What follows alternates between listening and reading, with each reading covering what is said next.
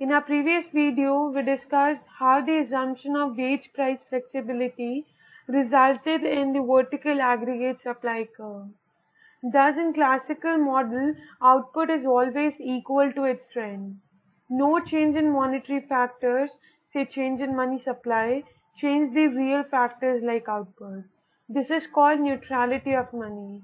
And this fulfills our assumption that we made in our previous slide, that is complete dichotomy between goods and money market.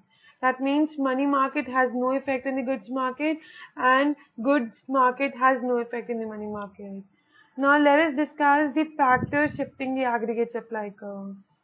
So in our previous slide we discussed like the intersection of the labor demand and the labor supply curve result in the equilibrium level of employment at L1, and this creates an production function and real output being produced, that is Y, and keeping the output level on both the axes, we get this 45-degree line, and as a result we get the vertical aggregate supply curve.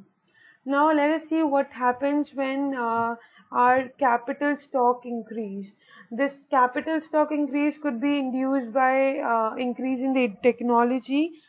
What actually it does, it increases the marginal product of each worker. We know that as the marginal product of worker is increasing, it shifts the production function upwards. So our production function shifts upwards, since the output of each additional worker will be greater as compared to the previous one. Now, as marginal product of worker has increased, the labor demand will also increase, because with a given amount of technology, as capital stock is increasing, more labor will be demanded to increase that, to achieve that level of production.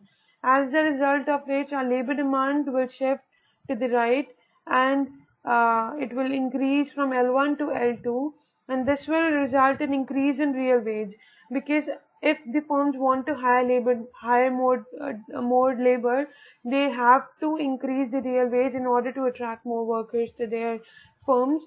So as a result of which, equilibrium employment will be greater. So as more laborers are employed and they produce higher output, as a result the aggregate supply also shifts from Y1 to Y2.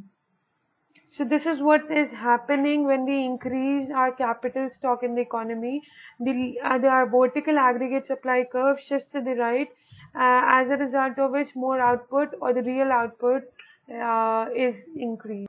Now we have dealt with all the assumptions of classical model, and we saw how our aggregate supply curve was formed, and we discussed the various assumptions.